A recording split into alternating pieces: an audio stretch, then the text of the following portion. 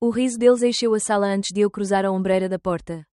Era um riso redondo, confortável, daqueles que só existe quando ninguém tem vergonha do que diz. O gelo tilintava nos copos baixos. As fichas de póquer batiam umas nas outras com um claque-claque preguiçoso. E a luz âmbar fazia parecer tudo mais bonito do que realmente era.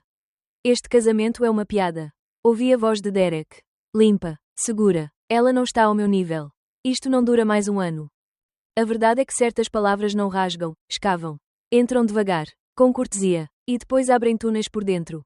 Eu já tinha aprendido isso com ele, o comentário certo. Dito no tom certo, diante das pessoas certas. Tom sorriu sem jeito, Steve baixou os olhos, Jack fingiu contar fichas. Eu encostei a mão ao batente. Respirei pelo nariz e decidi que, se era para afundar, que fosse com a cabeça erguida. Entrei a sorrir, um sorriso que não era doce nem cruel, era apenas meu. Então por que esperar? Perguntei, a atravessar a sala com calma. O som dos meus saltos a medir a distância entre o Derek e a verdade. Divorciemo-nos hoje. A palavra caiu que nem uma moeda no fundo de um poço. Primeiro o silêncio, depois o eco. Derek empalideceu da cor do guardanapo. A boca a abrir e fechar antes de encontrar a voz. Margarida, estás a tirar isso do contexto. O contexto. Quantas vezes eu tinha sido, fora de contexto? Quando me pediu o PIN, só para o caso. Quando decidiu, por mim, que as finanças são assunto de quem percebe. Quando disse, alto o suficiente para a mesa ouvir, que eu levava tudo demasiado a peito. Contexto é, muitas vezes, o nome que damos ao sítio onde escondemos o desprezo. Não pareceu que precisasses de contexto há 5 minutos. Sentei-me na beira do aparador. Deixei a chávena pousar no pires com uma precisão quase insolente. Tom tossiu e fez menção de se levantar. Eu fiz um gesto com a mão. Podem ficar, não se vão embora por mim. Vão aprender alguma coisa, até. A sala moveu-se 1 centímetro para trás. É sempre assim quando pões a verdade no meio, o ar abre caminho. Eu olhei para Derek, sem raiva, curioso como a raiva por vezes nos distrai. Dá-nos uma história onde somos heroínas que gritam. Aquilo não era grito, era constatação. Sabes, Derek, é curioso como falas do meu nível, como se fosse uma escada onde só tu sabes subir. Mas foste tu que tropeçaste nos degraus. Não eu. Ele tentou recuperar o equilíbrio. Vamos falar disto em privado. O pedido de sempre. O corredor de sempre onde as conversas morriam. Onde eu era ensinada a ser razoável. Onde cada, estás a exagerar, me aparava mais um pedaço. Eu abanei a cabeça. Não. Hoje falo com a mesma luz que usaste para me ridicularizar. Hoje não há portas fechadas. Jack pigarreou. Talvez devêssemos. Eu interrompi, sem lhe tocar, mas bloqueando a passagem com o corpo. Quando passas anos a encolher, ocupar espaço é um ato de coragem. Fiquem. Vai ser rápido. Não foi sempre assim. Houve uma noite em que eu pensei que o amor tinha o som morno da chuva no parapeito e o cheiro a café pela manhã. Houve um domingo em que Derek me ajeitou o casaco e disse, o azul fica-te bem. E o mundo soube uma coisa certa. Houve um mês, talvez 2, em que eu achei que a crueldade era apenas cansaço. Depois, a agulha começou a riscar sempre no mesmo sítio, não gastes sem me dizeres. Eu percebo melhor disso. As tuas amigas não te ajudam. Estás cansada, Margarida, vai deitar-te. E eu fui. 1, 2, 10 vezes, até aprender que a minha cama era o lugar onde eu guardava a minha dúvida. Queres mesmo fazer figuras? Perguntou ele. Agora num sussurro que eu conhecia de trás para a frente. O sussurro do homem que se lembra que tem dentes. Figuras, repeti. As únicas figuras que me interessam são as que tu fazes de mim quando eu não estou. E essas, pelos vistos, são sempre interessantes. Tom mexeu nas fichas. Outra vez. Steve mordeu o lábio. Inquieto. É estranho. O desconforto dos outros. Às vezes quase nos convence a parar. Não estraguem a noite. Quantas noites estraguei eu? A mim. Para que ninguém estragasse nada. Quantas vezes calei a verdade para que o ambiente fosse agradável? O que é que uma mulher não engole para que o jantar continue? Olhei para a minha mão. Estava firme. Às vezes é o corpo que nos diz primeiro que já saímos. Vou falar com um advogado amanhã. Disse isto como quem diz, vou à mercearia. Não havia drama. Havia decisão. De repente, senti uma coisa que não sentia há meses. Chão. Chão debaixo dos pés. Derek deu 2 passos e, por um instante, percebi a pessoa a quem dei a mão um dia. Não a máscara, a pessoa. O problema é que, entretanto, eu aprendi a distinguir um do outro. Margarida, vamos resolver. O verbo, resolver, sempre me soou a arrumar debaixo do tapete. Eu já não queria arrumar. Queria abrir as cortinas e ver o pó a dançar no ar. Resolveremos. Sim, endireitei as costas. Mas não hoje, nem aqui, e não nos teus termos. Há um momento em que a dor muda de temperatura. Deixa de queimar e começa a iluminar. Nesse momento, percebes que não precisas de gritar para seres ouvida. Só precisas de te ouvir primeiro. E eu tinha-me ouvido. A humilhação não pediu licença para entrar, mas a dignidade. Essa. Tinha ficado à porta à minha espera. Fui até às escadas. Atrás de mim. Os sussurros recomeçaram. Primeiro tímidos. Depois urgentes. Margarida. Espera. Ele vinha no meu encalço. Parei no cimo. Mão na ombreira do quarto. Não olhei para trás. Falamos amanhã. Com quem sabe ouvir sem me ensinar a calar. Fechei a porta. Encostei a testa à madeira. O silêncio tem dois lados, o que te esmagava. E o que finalmente te abriga. Do outro lado, os passos de Derek foram e voltaram. Depois, o vazio. Sentei-me na cama, o vestido a fazer um pequeno barulho contra o edredão. E deixei que o corpo tremesse o que a boca tinha negado. Às vezes a coragem chega inteira. Às vezes chega aos bocados. A minha chegara como chega amanhã nos dias de inverno, devagar. Mas certa. Peguei no telemóvel. Não para ler mensagens, para não as ler. Fechei os olhos e pensei nas pequenas mortes que vivi para caber nas versões que me impuseram. Pensei na rapariga que eu fui e nas mulheres que conheci que se encolheram até caber numa colher de café. E jurei a mim mesma que, se isto fosse uma piada, seria a última contada à minha custa. Abri a janela. O ar da noite entrou. Leve, como quem me pede desculpa por ter chegado tarde. Ouço ainda, lá embaixo, o ranger de cadeiras, o vidro a pousar, a gargalhada a tentar ressuscitar um clima que eu acabara de matar. Não faz mal. Há climas que merecem morrer para que a verdade respire. Às vezes, para salvar uma vida, não se grita, ajuda. Sussurra-se, basta, e o basta é uma corda atirada a nós mesmas. Agarrei-a, com as duas mãos. Quando finalmente me deitei, não pensei em como é que isto aconteceu, mas em o que é que eu vou fazer a seguir. É pela primeira vez em muito tempo. A resposta não me assustou. Havia um caminho que ele não conhecia. Um território onde a sua voz não me alcançava. Chama-se autonomia, e eu já tinha dado o primeiro passo. Esta foi a noite em que o casamento perfeito partiu. Não com gritos, não com pratos no chão. Com uma frase, dita à luz inteira, divorciemo-nos hoje. Ele achava que me tinha empurrado para o abismo. Mal sabia que eu já tinha começado a construir a ponte. No dia seguinte, antes de qualquer advogado, fui a um sítio onde Derek nunca pôs os olhos, a minha conta de que ninguém sabia. Foi lá que compreendi que a liberdade também tem números, e que, às vezes, a melhor resposta a uma humilhação é um extrato. Na manhã seguinte, a casa ainda cheirava a vergonha, não a minha, mas a dele. O sol entrou pelas cortinas como se nada tivesse acontecido. Como se não tivesse testemunhado a queda de um império doméstico construído sobre silêncio e manipulação. O silêncio, esse era o verdadeiro campo de batalha entre nós. Derek usava-o como arma, eu aprendi a usá-lo como abrigo. Fiz café, um gesto simples, quase automático, a colher a girar na chávena. O som pequeno do metal a tocar na porcelana, parecia um relógio a contar o tempo de uma vida que eu ainda não sabia se queria continuar. No banco ao lado, o telemóvel piscava. 2 mensagens de Derek. Precisamos de falar. Lamento o que disse. Estava cansado. O cansaço. A desculpa perfeita dos cobardes emocionais. Respirei fundo. Não respondi. Em vez disso, abri o portátil e entrei na conta que ele não sabia que existia, a minha conta. Criei-a 5 anos antes. Numa manhã em que ele me pediu a senha da minha primeira conta conjunta, para simplificar as coisas. Nesse dia, uma parte de mim sabia que o amor não devia pedir chaves de cofre.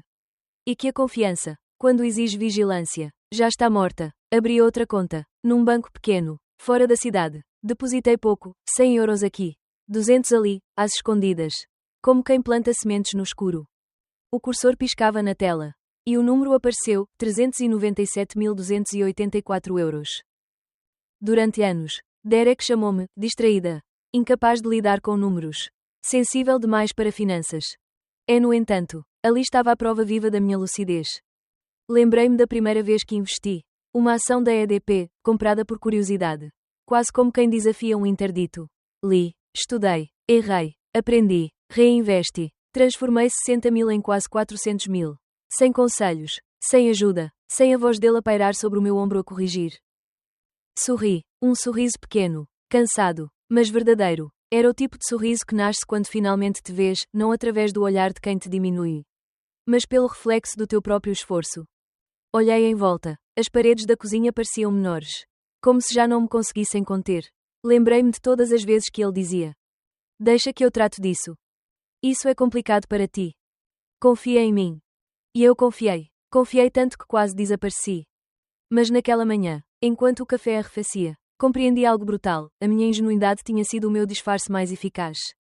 Ele achava que eu estava sempre distraída, e, por isso mesmo, Nunca viu o que estava diante dos olhos. Peguei no telemóvel. Abri a aplicação do banco e fiz uma transferência para uma nova conta. Ainda mais protegida. Nome do titular, o meu. Apenas o meu. Escrevi na descrição, plano B. E pela primeira vez, esse B não significava backup. Significava beginning, começo. O toque do telemóvel interrompeu o momento. Era Derek. Deixei tocar até parar. Minutos depois, uma mensagem. Amor, não exageres. Posso passar em casa mais tarde. O amor soava como uma senha esquecida. Usada por engano. Respondi apenas. Fala com o meu advogado. Enviei. O coração acelerou. Não por medo, mas por libertação. Às vezes, o corpo demora a perceber que está livre, como um pássaro que hesita antes do primeiro voo. Passei o resto da manhã a organizar documentos, recibos, cópias de mensagens, fotografias, cada pasta, uma história que ele achava enterrada. Cada folha, um pedaço da narrativa que eu ia reconstruir, desta vez. Contada por mim. E enquanto imprimia, percebi uma coisa que me cortou o fôlego: não era só ele que me traía, eu também me tinha traído. Cada vez que duvidei da minha força. A dor disso é mais aguda do que qualquer humilhação. É o momento em que descobres que foste cúmplice da tua própria submissão. Mas também é o ponto exato onde começas a desfazer as correntes. Ao meio-dia, sentei-me no sofá. O relógio marcava 12:03. Pensei em todos os dias que, àquela hora, eu estaria a preparar o almoço para ele. A sorrir por obrigação. A ouvir histórias sobre o trabalho dele. Os projetos dele. Os amigos dele. Mas nesse dia, pela primeira vez, o meu nome preencheu o espaço do centro. Recebi um e-mail do banco. Transferência concluída com sucesso. Uma frase banal, administrativa, sem emoção. Mas para mim, soou como uma absolvição.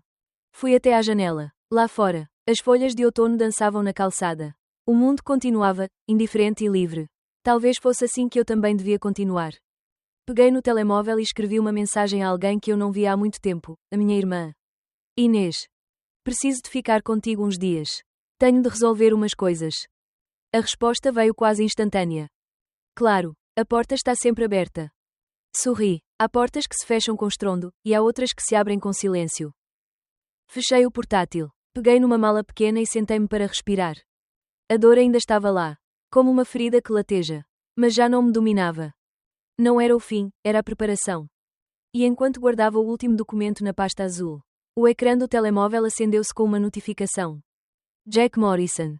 A mensagem dizia: precisamos de falar. É sobre o Derek. Encontra-me amanhã às 10 horas, na cafetaria da Main Street. Confia em mim. Isto é importante. O nome dele acendeu uma lembrança, o olhar nervoso de Jack na noite anterior. O único que não riu. Olhei de novo para a pasta azul. Depois para a mensagem. O coração apertou, mas a mente estava fria. Calculada. Senti que algo muito maior estava prestes a emergir, algo que Derek nunca imaginaria. Peguei no casaco e sussurrei para mim mesma. Quase num riso. Queres jogar, Derek? Então vamos jogar, mas desta vez. Com as minhas regras. Na manhã seguinte, o cheiro do café parecia o mesmo, mas nada mais era igual. O encontro com Jack iria mudar tudo, e pela primeira vez. Eu estava pronta para ouvir o que realmente se escondia por detrás do silêncio de Derek. Chovia quando cheguei à cafetaria da Main Street. Não aquela chuva de temporal, mas a persistente, a que não assusta. Só insiste. O cheiro a café moído abriu-me o peito e, por um segundo, quase acreditei que a vida podia voltar a ser simples. Quase. O relógio por cima do balcão marcava 9:57 da manhã. 3 minutos para reaprender a respirar. Sentei-me perto da janela. O vidro devolvia-me uma mulher que eu reconhecia e não reconhecia, a mesma boca. Mas uma linha nova no queixo, o mesmo olhar. Com outra nitidez. O telemóvel vibrou. Estou a estacionar, escreveu o Jack. Ele apareceu com o casaco a pingar, empurrando a porta com um gesto rápido. Não me abraçou, não me tocou, parou, apenas, à distância certa de quem traz notícias que podem estilhaçar. Obrigado por teres vindo, disse, a voz mais baixa do que eu lembrava. Assente. Ele sentou-se, pediu um expresso sem açúcar, nunca o tinha visto beber café sem açúcar. Pequenas traições ao hábito, às vezes é assim que a culpa começa a falar. Diz-me o que tens para me dizer. A minha voz soou-me firme, mas por dentro as mãos sabiam a metal frio. Jack abriu o telemóvel. Passou o polegar sobre o ecrã como quem afaga algo vivo e perigoso. Virou-o para mim. Mensagens. O nome de Derek no topo. A linha do tempo a desfiar-se. Precisamos de um plano convincente. Ela anda distraída. Vou registar tudo. Richard diz que podemos pedir tutela. Alega instabilidade. Pressa. Arranja testemunhas. Ela esquece-se de coisas. Chora por nada. Toma decisões impulsivas. A palavra tutela feriu-me com a clareza de um bisturi. Não era só divórcio. Era poder. Era alguém a querer escrever-me um destino sem me pedir caneta. Ele contratou um investigador privado há 18 meses. Continuou Jack, sem me dar tempo para me recompor. Pediu-lhe para rastrear as tuas finanças. Os teus horários. As tuas saídas. Queria um dossiê de instabilidade para o juiz. Engoli em seco. Que tipo de dossiê? Jack inspirou. Olhou para as mãos. Coisas pequenas. Margarida. Pequenas e covardes. A vez em que te esqueceste das chaves e voltaste a casa. A semana em que estavas mais pálida e ligaste 2 vezes para o médico. As chamadas em que a tua voz tremia.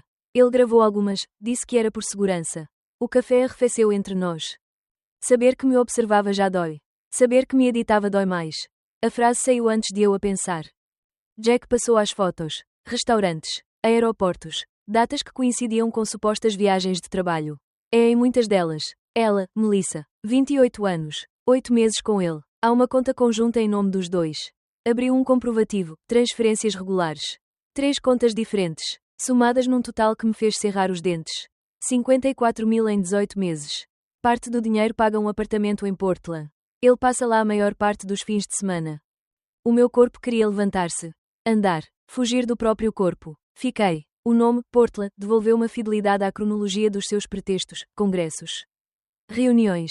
Clientes difíceis. A cada palavra. Um golpe bem medido. Por que é que me estás a mostrar isto? Jack, a pergunta era mais do que literal. Era moral. Ele não desviou o olhar. Porque ontem percebi até onde ele ia. Disse-me, a rir, que chamaria um perito para atestar que tens episódios depressivos. Que pedirá internamento se for preciso. Ele está a falar com um advogado que o encoraja. Chama-lhe, o plano mestre. Ele quer-me longe do meu próprio dinheiro. Ouvi a minha voz como se viesse de outro canto da sala. Não era a primeira vez que eu pensava isto. Era a primeira vez que o dizia sem pedir desculpa à minha boa educação. Jack pousou o telemóvel, as mãos abertas sobre a mesa como quem se rende. Eu fui cúmplice sem saber. Achava que era só birra vossa. Que vocês iam resolver. Ontem ele mostrou-me mensagens para eu decorar, caso fosse preciso testemunhar. Queria que eu dissesse que te ouvia falar em acabar com tudo. Não era verdade. Não consigo. A última frase saiu áspera de vergonha. Dei por mim a sentir 2 coisas ao mesmo tempo, raiva e gratidão, e nenhuma delas excluía a outra. Por que é que ficaste calado até agora? Ele respirou fundo. Achei que ainda te podia proteger sem te expor. Achei que ele ia desistir. E tive medo de o perder, medo de perder o meu trabalho. Os meus amigos. Medo de ver quem ele é, mas o medo não me valida. O medo torna-me quase como ele. Eu não quero ser quase como ele. O silêncio que se seguiu não soube a nada. Tinha o gosto neutro daquilo que já não volta. Lembrei-me da noite anterior.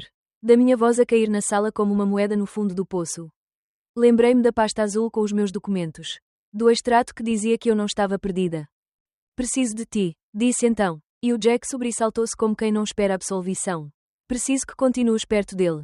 Que ouças, que guardes tudo. Mensagens, chamadas, qualquer tentativa de manipulação. Quero datas, horas, lugares, quero provas. Estás a pedir-me para o espiar? Havia medo na pergunta, mas também uma espécie de alívio, o alívio de finalmente ter um lado para ficar. Estou a pedir que escolhas a verdade. Inclinei-me para a frente.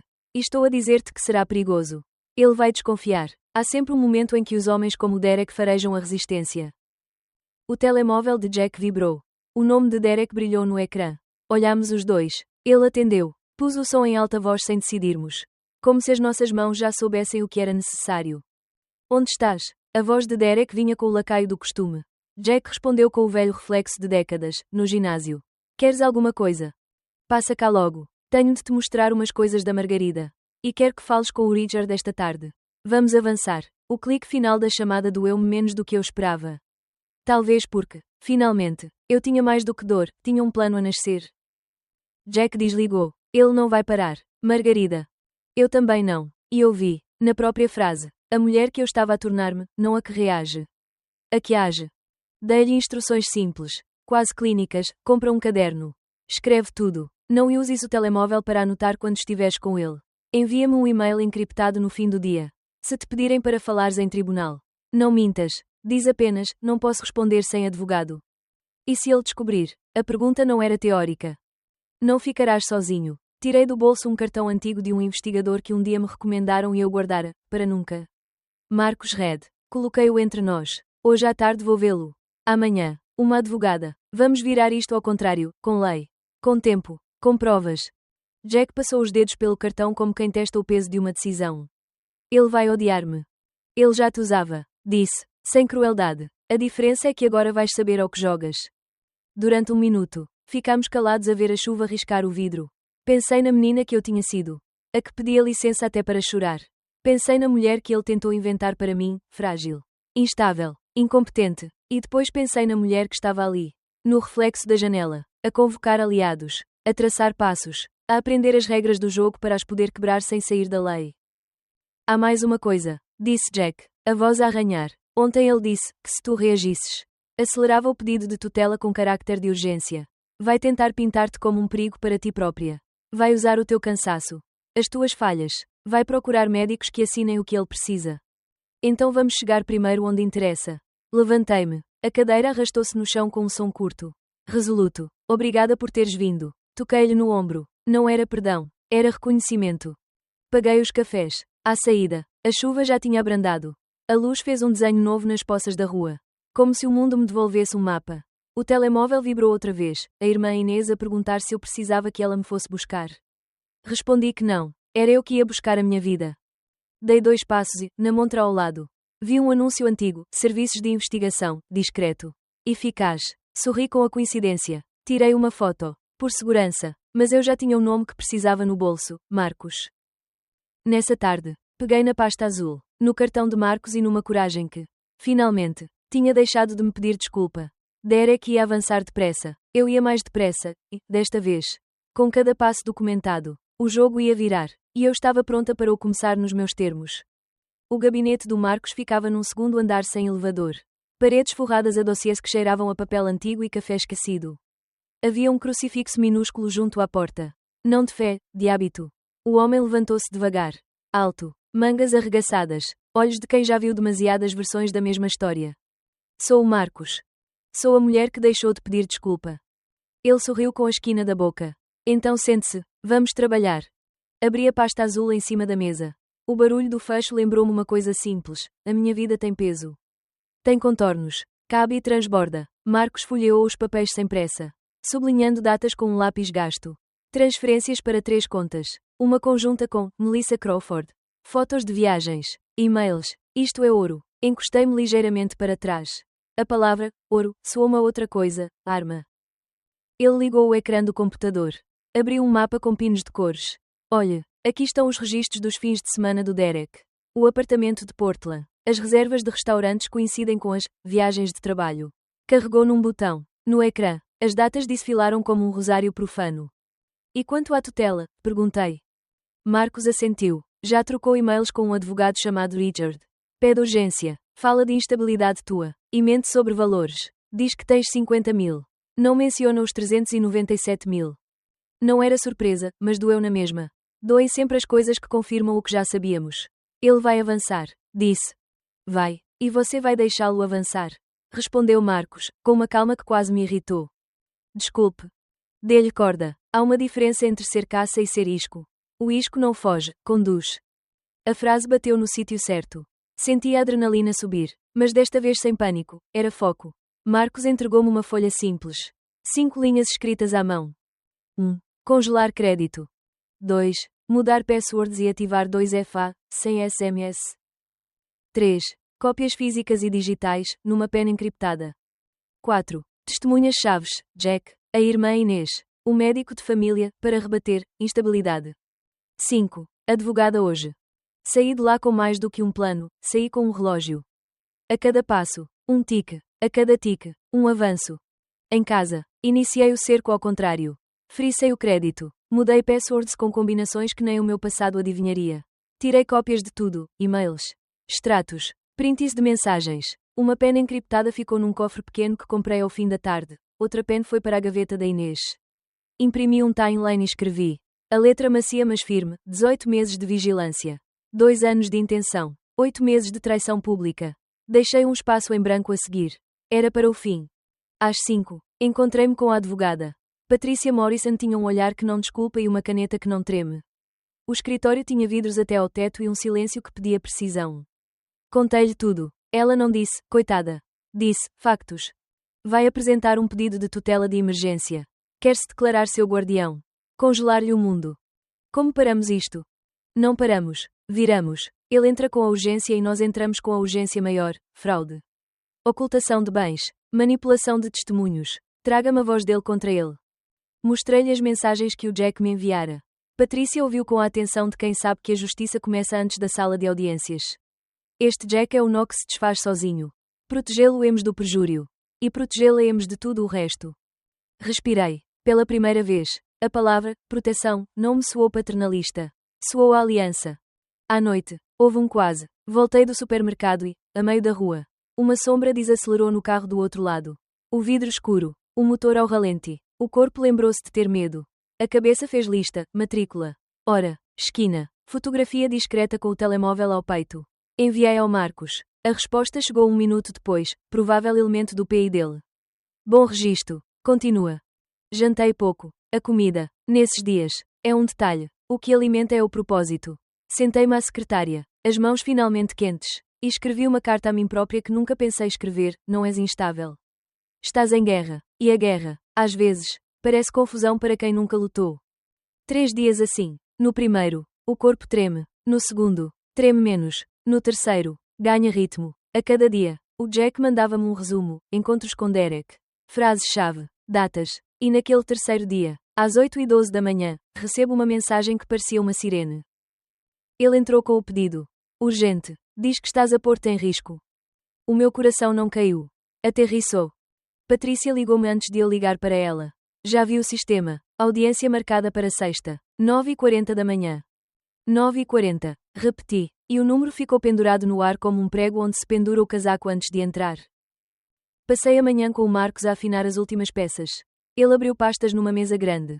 A prova não é um grito. Disse, alinhando folhas. É um coro. Pastas AD com separadores. A. E-mails Derek Richard. Menções à tutela. Urgência. Narrativa de instabilidade. B. Extratos. As 3 contas. Os 54.000. A conta conjunta com Melissa. Rendas do apartamento em Portland. C. Registros fotográficos. Datas. Locais. Cruzamento com viagens de trabalho. D. Áudio. Derek a instruir o Jack, se te perguntarem. Diz que ela. O silêncio no fim dessas reticências valeu mais do que qualquer palavrão. Houve um close call à tarde. Derek ligou-me de um número que eu não tinha. Atendi por engano, distraída com as folhas.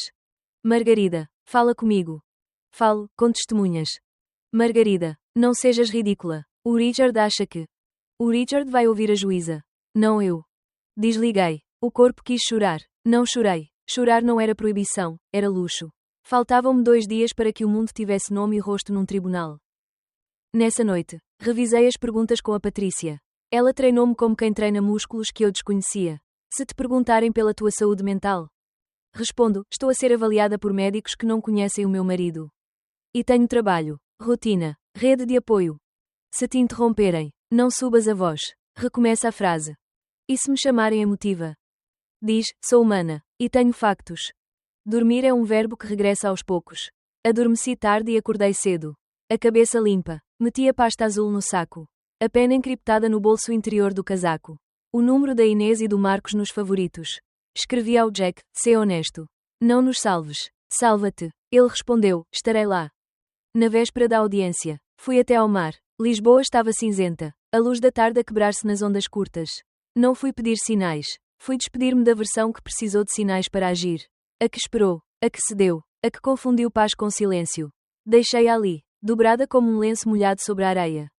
Quando virei costas, o telemóvel vibrou. Mensagem do Marcos. Tudo impresso e numerado. A juíza Chen é rigorosa. Vai gostar de números. Sorri. O rigor, de repente.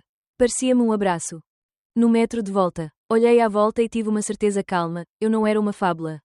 Eu era um processo. E processos, quando bem instruídos, têm princípio, meio e desfecho. À noite, alinhei a roupa que ia vestir, azul escuro. Sem adornos. Coloquei num envelope branco as 3 frases que me ancoravam, não gritar. Recomeçar a frase. Factos. Guardei-o dentro da pasta. Entre as provas. Como quem guarda um amuleto feito de disciplina. Antes de apagar a luz. O medo veio, discreto, pedir licença para entrar. Deixei-o ficar num canto. Medo viziado é cão de guarda. Medo que manda é dono. Hoje, não mandava. Sexta-feira, 9h40 da manhã. O relógio do tribunal de Multnomah parecia bater dentro do meu peito. Derek chegou com o seu advogado e um sorriso ensaiado. Eu entrei com a Patrícia, o Marcos, e uma pasta azul que agora pesava menos do que ontem, não porque tivesse menos papéis. Mas porque, finalmente, tinha peso de verdade. Era hora de falar, e, sobretudo, de provar. Sexta-feira, 9h40 da manhã. O som dos passos no corredor do tribunal parecia vir de muito longe. Mas era o meu. O chão brilhava demasiado. Como se alguém o tivesse polido para esconder todas as histórias que ali se quebravam. O coração batia no mesmo ritmo do relógio digital na parede, impiedoso. Constante, indiferente. Quando a porta da sala se abriu, o ar mudou. Era mais frio, mais denso, como se ali dentro a verdade tivesse peso físico. Derek estava lá, terno escuro, sorriso polido, o mesmo perfume que usava no nosso aniversário de casamento. À direita dele, o advogado Richard Steinberg, o cúmplice de gravata. À esquerda, uma cadeira vazia reservada a Jack Morrison. Ele olhou para mim como quem olha uma lembrança que se quer esquecer. O olhar que já foi lar. Agora era cálculo. Bom dia, Margarida. Bom dia, Derek. E nesse breve diálogo, percebi o abismo que o tempo pode cavar entre duas pessoas. Patrícia sentou-se ao meu lado. Não me tocou, mas o simples deslizar da sua pasta sobre a mesa foi o gesto mais tranquilizador que já recebi. Marcos, atrás, alinhava as provas com a precisão de quem prepara um campo de batalha. A juíza Sarah Chen entrou. Um murmúrio de silêncio percorreu a sala. Era uma mulher pequena, cabelo preso, olhar que não precisava de volume para se impor. Comecemos, disse ela, sem cerimônia. Richard levantou-se. Meritíssima. Esta é uma situação de emergência. O meu cliente, o Sr. Aruel, teme pela segurança da sua esposa. Temos provas de comportamento errático. Possíveis intenções de autolesão. Decisões financeiras impulsivas. Pedimos que a tutela provisória lhe seja concedida imediatamente. Derek assentiu com o tom teatral de quem pratica a própria inocência diante do espelho. Patrícia levantou-se devagar, com a serenidade de quem sabe que o tempo está a seu favor. Meritíssima, a Sra. Aruel está presente e perfeitamente capaz de se defender. As alegações que acabamos de ouvir são falsas e fazem parte de uma tentativa deliberada de fraude patrimonial e abuso de tutela. A juíza ergueu o olhar. Tem provas? Temos, meritíssima, 3 pastas e um áudio. As palavras, 3 pastas e um áudio, ecoaram pela sala como uma sentença invertida. Patrícia pousou as pastas A, B e C na mesa. Cada uma com uma etiqueta precisa. Na pasta há os e-mails entre o Sr. Aruel e o advogado Richard Steinberg, onde discutem estratégias para acelerar o processo de tutela e manipular testemunhas. Aqui, ele refere explicitamente que a Sra. Aruel não deve ter acesso ao dinheiro. Embora omita que o montante total é de quase 400 mil euros. Não 50 mil, como declarou. Richard tentou interromper. Esses documentos foram obtidos ilegalmente. Patrícia cortou. Firme, foram obtidos através de investigação legítima. Com rastreamento digital autorizado pelo banco. As datas coincidem com as transferências. A juíza fez um gesto. Continue. Na pasta bairro Meritíssima, estão os extratos bancários que provam que o Sr. Aruel desviou 54 mil euros para 3 contas diferentes, 2 em nome próprio e uma conjunta com a Sra. Melissa Crawford, com quem mantém uma relação extraconjugal há 8 meses. Esse dinheiro foi usado para financiar um apartamento em Portland. O murmúrio na sala cresceu. Mas foi o silêncio que se seguiu que realmente falou. Derek começou a mexer os dedos. Uma velha mania quando era apanhado a mentir. Patrícia abriu a terceira pasta. Na pasta C as mensagens de texto trocadas entre o Sr. Aruel e o seu amigo. O Sr. Jack Morrison, onde o instruía a mentir perante o tribunal. A gravação foi feita pelo próprio Sr. Morrison. Presente hoje na audiência. A juíza virou-se para Jack. Sr. Morrison, confirma o conteúdo desta gravação. Jack ergueu-se. O rosto dele estava pálido. Mas a voz veio limpa, sim. Meritíssima. O Sr. Aruel pediu-me para dizer que a Margarida tinha ameaçado magoar-se e que estava emocionalmente instável. Nenhuma dessas afirmações é verdadeira. Eu gravei a conversa no dia 3 de maio. Por medo do que ele planeava. A juíza olhou para Derek. O advogado tentou intervir, mas ela levantou a mão. Sr. Aruel, tem algo a dizer? Derek engoliu em seco. Tudo foi mal interpretado. Era uma fase difícil, eu queria protegê-la. Protegê-la? A voz da juíza endureceu. Protegê-la de quê? De si mesmo. O silêncio que se fez foi tão espesso que se podia tocar. Eu olhei para ele, não com ódio. Nem com pena. Mas com a clareza de quem finalmente vê a verdade sem filtro, ele não era um monstro. Era um covarde armado de poder. Patrícia pousou um último documento sobre a mesa.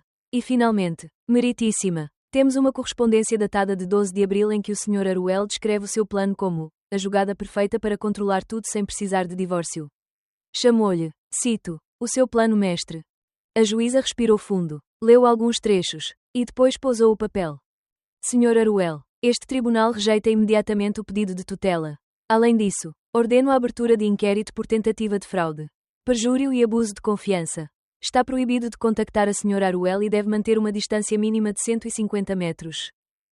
Derek tentou falar. Meritíssima, eu. Chega.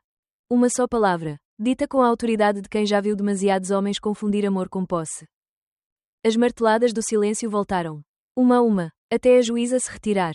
A sala encheu-se de sons pequenos, o ranger de cadeiras. O estalar de papel, o respirar de alívio. Jack aproximou-se, os olhos molhados. Desculpa. Eu apenas disse, obrigada por teres dito a verdade. Porque às vezes, a verdade é o pedido de perdão mais limpo que existe. Derek ficou sentado, sem olhar para ninguém. Por um instante, vi o homem que um dia prometeu cuidar de mim, e o vazio que restou dessa promessa. Não havia vitória no que eu sentia. Havia paz. E paz é o som mais raro no mundo depois da guerra. Patrícia fechou as pastas. Acabou. Não, doutora, respondi. Isto começou. Ela sorriu. Então comecemos direito. Saí do tribunal com o Marcos e Jack ao meu lado. O ar frio de Portland cortava o rosto. Mas eu senti-me quente. Como se cada passo limpasse a sombra que carreguei por anos. Na escadaria. Parei. Olhei para trás. Para o edifício cinzento. E percebi algo que nunca mais esqueci: não há lugar mais luminoso do que aquele onde finalmente és ouvida. Ao longe, o sino da igreja marcou 10 horas. Cada badalada soou como uma vírgula num texto que eu estava a reescrever, o da minha própria vida. Peguei no telemóvel. Escrevi uma mensagem curta para a Inês. Está feito. Estou livre. E pela primeira vez, essa palavra, livre, não soava a promessa, mas a fato consumado. 6 meses depois, o nome de Derek apareceria nos jornais. Condenado por fraude e abuso de tutela. Mas naquela manhã, descendo as escadas do tribunal, eu já sabia, a sentença que mais importava não vinha do juiz, vinha de mim. Eu tinha-me absolvido, e agora, finalmente, podia começar. 6 meses depois, o nome de Derek apareceu nos jornais, letras pretas, frias, encaixadas entre crimes de trânsito e escândalos fiscais. Homem condenado a 5 anos de prisão por fraude e tentativa de abuso de tutela. Li a manchete uma vez. Depois outra, e deixei o jornal cair sobre a mesa. Não sorri. Não chorei. Apenas respirei. A liberdade, descobri, não começa quando te livras do teu inimigo, começa quando já não precisas de o odiar. A casa estava diferente agora. As paredes, antes cúmplices do silêncio, pareciam respirar comigo. O som do vento pelas janelas abertas era o som da vida que voltava a circular. No corredor, a pasta azul, aquela que um dia pesava como um corpo, agora estava guardada numa prateleira. Entre livros sobre direito e psicologia. Um símbolo de prova de guerra. Passou o arquivo de sobrevivência. A televisão, no canto, murmurava as notícias. A sentença do caso Aruel cria precedente legal para casos de manipulação financeira em casamentos. Desliguei. Não precisava ouvir o nome dele outra vez. O meu nome já bastava. Desde o julgamento, a escola pública onde eu trabalhava convidou-me a coordenar um novo projeto, Educação para a Liberdade, um programa sobre autonomia emocional e financeira. Eu, a mulher que um dia foi declarada incapaz, agora ensinava outras mulheres a não precisarem pedir permissão para existir. Na primeira sessão, uma aluna perguntou: Professora, quando é que a gente sabe que está mesmo livre? Respondi sem pensar: quando a tua voz já não precisa de justificar a tua dor. Ela sorriu. Eu também. A vida, às vezes, devolve-nos aquilo que perdemos, mas nunca no mesmo formato. Às vezes, quando volto a casa tarde, ainda passo pela rua onde ficava o antigo escritório de Derek. As janelas estão vazias, o letreiro arrancado. E é curioso, eu achava que ver aquilo me traria satisfação. Mas o que sinto é calma. Como se a história tivesse finalmente descansado. Numa tarde fria de abril, recebi uma mensagem inesperada. Jack Morrison. Café amanhã. Tenho novidades. E uma proposta indecente, viajar. Sorri. Encontrei-o no mesmo café da Main Street, onde tudo tinha começado. Jack estava mais leve, com o cabelo mais curto e um ar de quem finalmente dorme. Trouxe 2 cafés, um para mim, outro para ele. Lisboa na primavera, disse ele. Já sei, respondi. Dizem que a luz é diferente. Ele inclinou-se, meio a brincar, meio sério. Então, Margarida, queres companhia para ver se é verdade? O silêncio que se seguiu foi confortável. Não era o silêncio que Derek usava para me calar. Era o silêncio que nasce entre duas pessoas que já sobreviveram ao ruído. Respondi com um sorriso pequeno. Honesto. Talvez, mas desta vez, eu escolho o destino. Rimos. O som ecoou entre as mesas e, por um momento, percebi que o riso também podia ser uma forma de justiça. À noite, voltei para casa. Abri a janela da varanda, o mesmo lugar onde, meses antes, eu jurara que nunca mais deixaria alguém apagar a minha voz. A cidade respirava lá fora. E eu com ela. Peguei num caderno e escrevi. Sobreviver é um verbo provisório. Viver é o que vem depois. O telemóvel vibrou, uma notificação de e-mail. Era a confirmação da doação que eu tinha feito ao Fundo de Apoio a Mulheres Vítimas de Abuso Financeiro.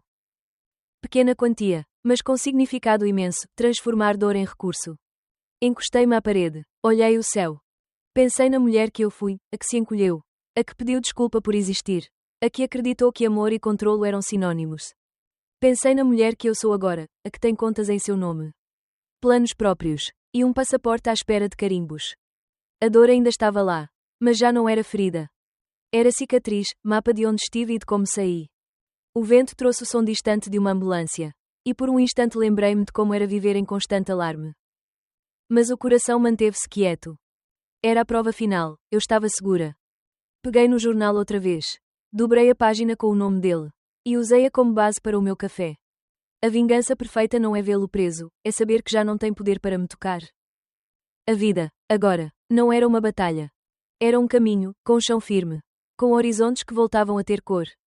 É ao longe. A cidade parecia murmurar aquilo que eu repetia em silêncio desde o dia do julgamento. Não há liberdade sem verdade. E a minha, finalmente, tem nome, Margarida. Sorri, fechei o caderno e apaguei a luz. A noite já não era ameaça, era convite. Se conheces alguém que vive nas sombras do controlo, partilha esta história. A liberdade começa num passo, e às vezes, esse passo é apenas dizer, basta. Subscreve para ouvir mais histórias de coragem, de justiça e de recomeços.